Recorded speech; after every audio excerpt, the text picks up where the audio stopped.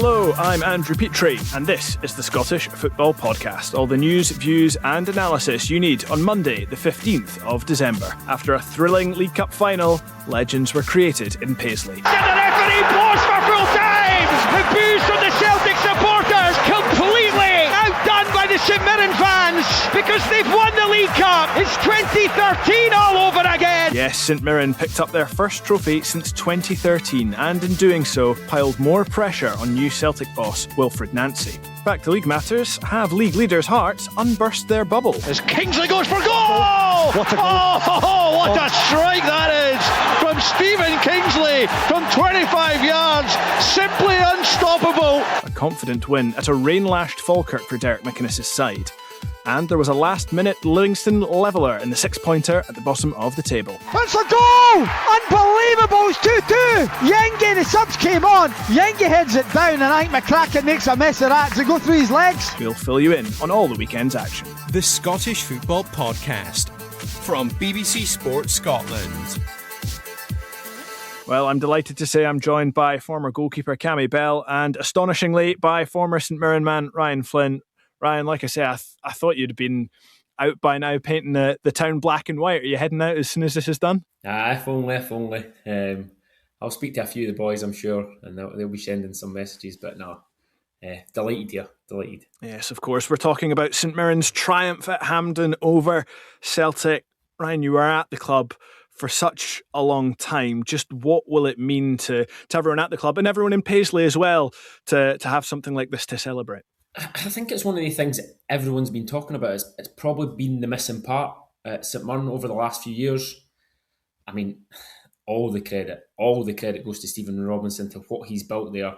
I mean, it's such a stable club from above him, and then what he's done around the club, the feel-good factor, the togetherness, it's just going to be huge for everyone. And when it comes to the actual game, thoroughly deserved it. I made up. And that's it, Cammy. Stephen Robinson getting a lot of plaudits for this victory. Did he just out-tactic Celtic? He seemed to have them pretty sussed out. Yeah, I think he did. I think he's got to take a huge amount of credit, as Ryan said. And it's been a difficult season for St Mirren this season. They're sitting a little bit lower than they would expect to be. But listen, this absolutely is an incredible day for the club. Brilliant day for him. But as Ryan said, he's built on this for so long. They've had top six finishes. The club's been moving forward. Crowds have been gathering. And this is just the pinnacle of it. I think it really is. It just puts the icing on the cake for St Mirren, and hopefully, and I know they'll all go and enjoy their night, and I'm pretty sure their season will pick up from here on in. And Ryan, to try and take the emotion out of it, you talked about how St Mirren deserved that. There wasn't really any luck. They really, really played superbly against Celtic. Stephen Robinson in his post-match, he was really open and honest, and he kind of talked exactly about how he set his team up and where he wanted to press Celtic. Were you surprised at the kind of honesty? And do you think teams now will just kind of copy that, basically? I mean, you can try, but I think there's a lot more to it than that. I think if you look at the past games against Celtic, Stephen Robinson's side, how close the games are. Obviously, I was actually at the gate the first game when it was a late Celtic goal and Celtic won 1-0 at Parkhead. St Mirren were brilliant. At that time, it was Brendan Rodgers, sort of swept under the carpet, sort of said it was a good performance from Celtic, but St Mirren were excellent that day. 3 weeks ago, again, it was only a 1-0 victory with a fantastic hit from Callum McGregor. So I think behind the scene, the players and the management staff, they would fully believe that they could win this today. And then when you hear all the interviews after the game, that's exactly what kept coming over. We believe. And they did believe, and you could see it. They ran and covered every blady grass on that pitch. I mean, it was one that was late on, 3-1 up. Killing Phillips, he's not just sitting back, he's stepping forward, pressing again. And Keanu Bacchus, Stephen Robinson spoke about, done a great job in the second half. He's stopping Cal McGregor, really dictating the game. And then he realises he's out of position, and then he's bursting 50 yards back to cover for him. And it was just a real togetherness. And that group deserves all the credit. But it all comes from Stephen Robinson's master class. And just even the tweak when he put the two strikers outside. Because Celtic were very good for large periods in that first half once they regrouped on that left-hand side with Scales stepping forward and creating overload. Stephen Robinson snuffed that out, and his counter-attacks worked over and over again in that second half. And he talked about Mikel Mandron phoning him at 7 o'clock this morning saying he's been up all night being sick, but he wants to start. Would you guys have been that honest, do you think, on the morning of a final, to phone your gaffer and say, I know I'm actually not 100%. I want to start, but I'm not actually 100%. Would you have done that, Cammy? Probably not, to be honest. Again, it's amazing honesty from him, and I think Stephen Robinson mentioned it straight away in his after match interview, praised him on how much he thought about the team before himself. But as a selfish footballer, as we all were, and people that are in the game, that they'll want to play, but he probably realised that he was going to do more harm to the team than good. So listen, it's a huge call from him, probably one that I would have tried to drag myself out of the sick bed and put as many tablets as I could in me to make myself feel good to try and play in that game. But yeah, listen, it's absolutely worked out for some, and it's a brilliant day for them. And Cammy, we've got to talk about Celtic as well. That's now 3 defeats on the bounce for Wilfried Nancy, the new Celtic manager. I think he's the first ever to do that in the hot seat at Celtic. Tom English said the smart play was to keep Martin O'Neill in the job for these 3 games. Do you agree with that? Yes, but again, is he the right man for the job? Only time will tell. So listen, it was 3 huge games for him to go in. I think Hearts was a really difficult game. They've been flying high this season. Yes, they had a wobble before it, but Celtic, listen, the squad's not good enough for me. The squad's not great. I think Martin O'Neill was getting the best out of the players he could. I think he found a system, a way to win games. Wilfried Nancy came into the team and basically changed his formation, which I thought was a little bit naive of him coming in and doing. I think he should have kept the same formation just to let things go the way that it was going, and then he could start to tweak things. So, listen, is there ever a right time for a new manager to come in to Celtic? They're always going to have to win games of football. They're always going to feel that huge amount of pressure. Yes, these were difficult games, but I think today was the one he really needed to win. Hearts was a difficult game. Then they played Roma, which Roma are a European giant. Then you play St Mirren. This is no disrespect to St Mirren, but it's a cup final. They have lost a cup final today, and that's going to have huge consequence on him. And you talked about the tactics there. I think it's interesting, since he's come in, Wilfried Nancy, he's not had a lot of time really on the training ground to try and implement these tactics, and we're seeing it doesn't look like it's working. Ryan, Rangers under Russell Martin played a certain style which didn't seem to suit the players either. Is Wilfried Nancy in trouble of kind of repeating Russell Martin's fate across the other side of the city? Some of the worrying comments, obviously, I think he tries to go back on his words after the game about he is looking for results, because I think earlier in it he was talking about performances. Even in his interviews, you can hear him talk about performances over and over again. Celtic and Rangers, you just need to get victories. You need to win. And I think it's not just for the connection between the fans. I also think it's the buy-in between the players.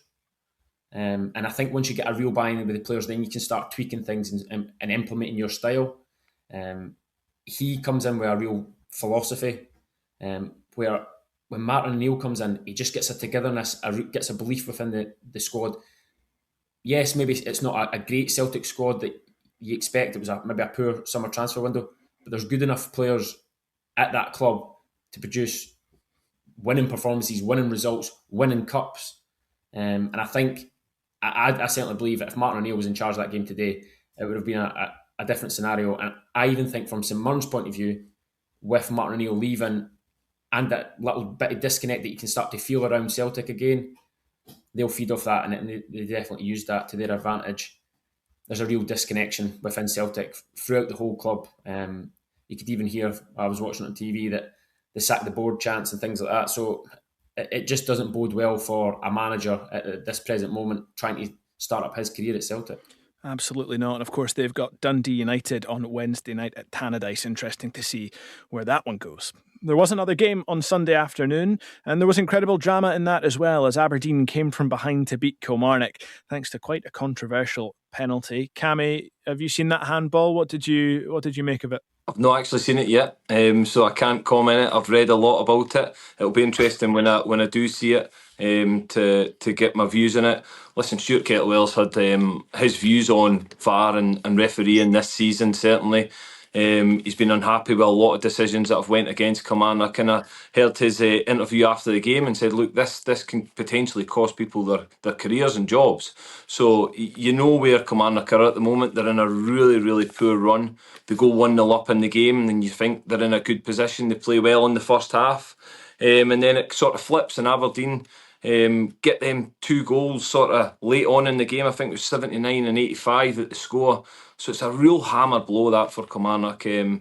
But again, on the flip side, it just adds to that good run that Aberdeen are on. Yeah, and it's certainly apt you talk about Stuart Kettlewell, talking about careers and jobs. I think he's probably under enormous pressure now. No wins in 10, 8 defeats in that spell as well. Ryan, they seem to snatch defeat from the jaws of success today. Does Stuart Kettlewell have that much time left to try and turn this around? I hope he does. I would start in that runny form. I'd like to think that the real leaders and characters within that Kilmarnock dressing room really step up to the plate. I think when you're winning 1-0, and obviously we're talking about decisions, can you do more in a game that you're not relying on referee decisions to get over the line? I think that's the crucial thing. I've seen Kilmarnock a couple of times on TV and not really convincing performances, real desire to get back and put bodies on the line and make sure that the ball doesn't go in the net. It's not just a case of the back line, it's a full team that's got to be together both ways of the game. And I just feel like there's got to be real characters and leaders within that dressing room that stand up and be counted now. Right, on to Saturday night's game, and we witnessed a monsoon at the Falkirk Stadium, but it was Hearts who continued to float upwards with another 3 points, 6 clear at the top again. Ryan, what did you make of that game? Were Hearts back to their impressive selves? I wouldn't sort of say it was an impressive performance. What I would say is sort of like a title winning performance. You're going away in horrible conditions after a big result against Celtic, getting the 3 points.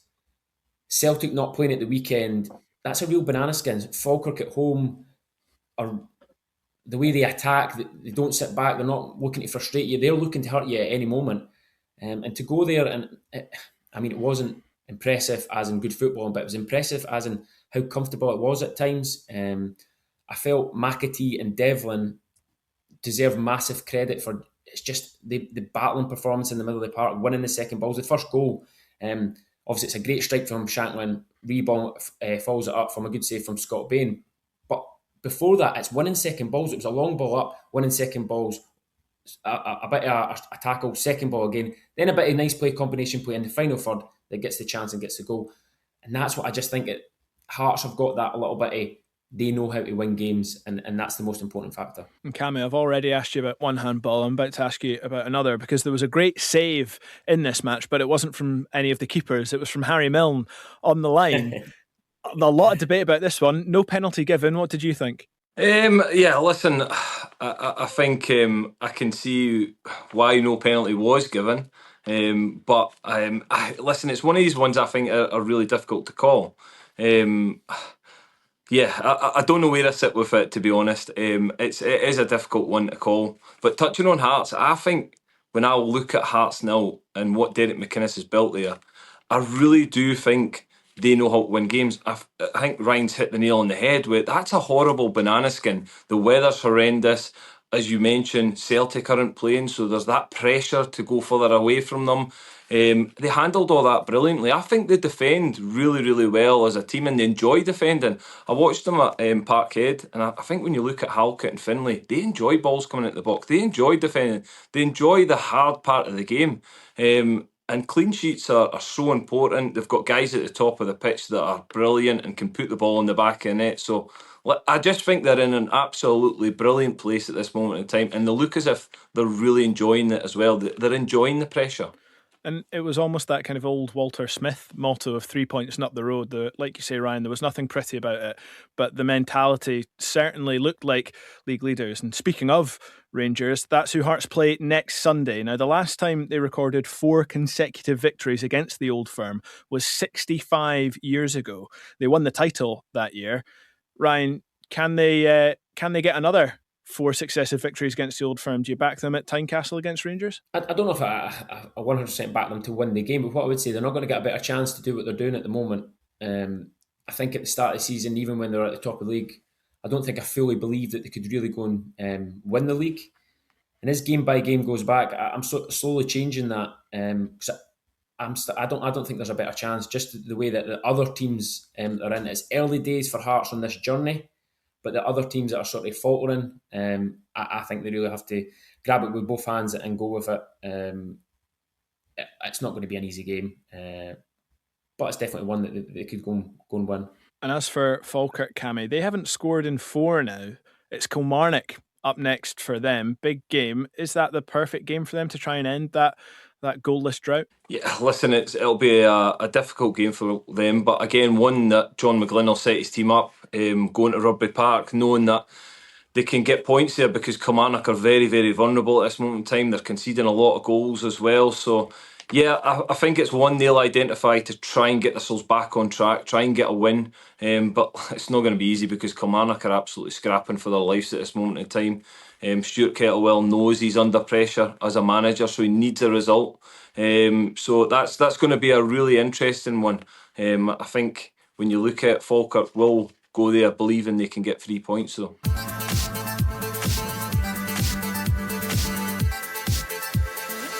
Well, there was 2 games on Saturday afternoon as well. One was a festive cracker, the other less so. Dundee summed up their season in one game, a great first half, and then the defence completely crumbled. Cammy, how disappointed will John McCracken be for that Livi equaliser? Yeah, listen, he certainly will be disappointed. And again, you summed it up nicely there because Dundee, they're 2-0 up after 20 minutes. The perfect start away at Livingston, which is a difficult venue. You've got the game in your hands there, and you know you for long periods as well. Even towards the start of the second half, they were fine. They conceded that goal, and I think they actually rallied back a little bit, and they got themselves back into the game and looked comfortable. And then obviously it's a disappointing goal, and it's a huge blow for them. But you flip it on that, Livingston absolutely needed that. They needed a result yesterday. I felt as if far too early to write any team off, but if they had got beat yesterday, it's certainly one that do the players start to believe or not believe that they can actually get out of this situation. Whereas I think that character and showing that resilience of coming back will give them that bit of belief. And I'm pretty sure David Martindale's half-time team talk was very interesting. And that's it. I think you said Livingston could have been cut adrift had they lost there. But one moment which might have swung certainly the draw their way was Ryan McGowan's red card. Ryan, was that kind of the ultimate red card for your teammates? Will David Martindale actually be pretty happy that he made that challenge? For me, that's as good as a red card as you could get. That's keeping a point on the board for your team. And I don't think it's just the point for your own team. They're sort of 6-pointer games now towards the end of the season. I think it's sort of between Dundee, Kilmarnock and Livingston. I think it'll be between the 3 between now and the end of the season, the way it's shaping up. I can't see any other team really getting sucked into that battle at the bottom. I mean, there was, for the goal, obviously we're talking about the goalkeeping possible error at the end, but I thought it was one real bit of quality from Macaulay Tate. It wasn't just a hoof into the box, it was real quality delivery that is right over the back line. I don't think the keeper can come initially, which shows you how good the ball is. And then Livingston get the just rewards and get that point on the board. But no, I think Ryan McGowan knows that was one that he's pleased with deep down. Yeah, and a game off before Christmas as well. I can get some shopping done. Over to Tannadice, it was a 0-0 draw between Dundee United and Motherwell. Now, I was commentating on that game and I can barely remember a chance just 24 hours on. But importantly for United, it was a clean sheet. Now, they've been on a terrible run, but Cammy, that'll be a big tonic, I think, for Jim Goodwin. Yeah, it certainly will be. Again, we've known their defensive problems, their goalkeeping problems this season. It's been a real Achilles heels for Jim Goodwin. Again, they'll be pleased because it's a Motherwell team that generally create a lot of opportunities and are free-flowing in their play. They've had a huge amount of plaudits this season, and Dundee United reduced them to, as you say, not a lot of opportunities within the game. They didn't create a lot themselves either. But again, I think they'll be quietly happy with the clean sheet. They would have loved to have went and got 3 points, but it's something to build on. It's a bit of confidence to build on.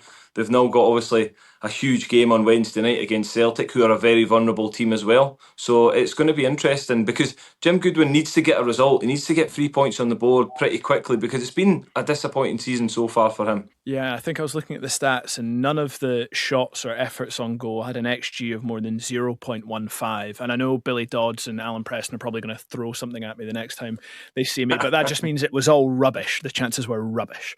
Right, on to tonight's game. Rangers face Hibs at Ibrox. Ryan, who are the favourites going into that? I think you've got to say that Rangers will be going into the game as favourites. But I think David Gray's side won't be fearing anything when they go to Ibrox. Danny Rowe has produced results of late, and it's probably what we're talking about at Celtic that's not been happening, where he's been getting results. He's obviously minus the performance in Europe, and he's trying to. Then you get that buy-in with the players, and you can start tweaking things and start expecting and demanding better performances on the park. I still think it's early days, but I think he'll just be looking for points on the board tomorrow night. But David Gray's side can fear nothing and can go in with that with real confidence. I think they've been hard done by at times, Hibs, and I think they've probably got not as many points as probably they deserve. But over the course of the season, I think if they keep their performances up and stay level-headed between now and the end of the season, they'll be right up there come the end of the season. And in terms of Rangers, Cammy, Bojan Majowski is an injury doubt. How pivotal has he been to Danny Rowe in this last couple of weeks where he's kind of started to string a few results together? Yeah, he's been a massive player. Again, getting them goals, getting the game time as well, consistent game time. I think he mentioned that the more game time he gets, the better he's feeling. And then getting them goals, obviously, against Kilmarnock recently was a real good step for him forward. I'm just not convinced by Rangers yet. I don't know how consistent they're going to be under the new manager. The players haven't given me that sort of feel-good factor that I know going in every single game they're going to go and get a result. It's still for me what Rangers are going to turn up, what Rangers will turn up tonight. So yeah, it's I think it's one they'll be looking to obviously try and get the 3 points, put on a good performance. But Hibs are a very good side, and again Hibs will be looking at this. If they can win the game, they jump above Rangers. So there's a lot to play for in this game, and I think it's a big step for Rangers because, as you mentioned, they've then got to go to Tynecastle the weekend after, so they really need to get 3 points on the board tonight. And Ryan, in terms of that kind of 3 points that could be on offer for Hibs, is looking at Rangers' dodgy defence perhaps the best way to it? Obviously, Hibs have a lot of pace in attack as well. You'd maybe back Kieran Bowie and Martin Boyle up against Nasser Giga and Emmanuel Fernandez right now? Yeah, they'll be looking to strike fear in that defence. Bowie and Boyle cause problems for any defence in the Scottish Premiership, and at the start of the season in Europe were really running wild. So I think they'll be looking to cause problems. I think Rangers, when we're talking about performances and that, I think they just need to get to January. I think that's the case. You're not going to fix things overnight. They need to just pick up points and pick up performances to get to January to survive, where Hibs are in a more stable position. And I think they can be licking the lips at this game, looking at Rangers' backline and trying to home in on their weaknesses, because that has been Rangers' flaw this season. They've been shipping cheap goals, to put it nicely. Yeah, put it nicely indeed. Right, that's all we've got time for. Remember, we're here with new episodes of the Scottish Football Podcast bright and early every day. So to make sure you don't miss out, subscribe on BBC Sounds and have push notifications turned on in your phone. All that remains for me to do is thank Cammy and Ryan for joining me, and thank you for listening. For any St Mirren fans still here, I hope your heads aren't too sore. Goodbye. For everything you need to know about your team this season, download the BBC Sport app. All the latest news, goal updates, stats and scores, and insight and analysis. Just select your club to get the biggest stories and best content at your fingertips. What a result. Download the BBC Sport app for everything you need to know about your team this season.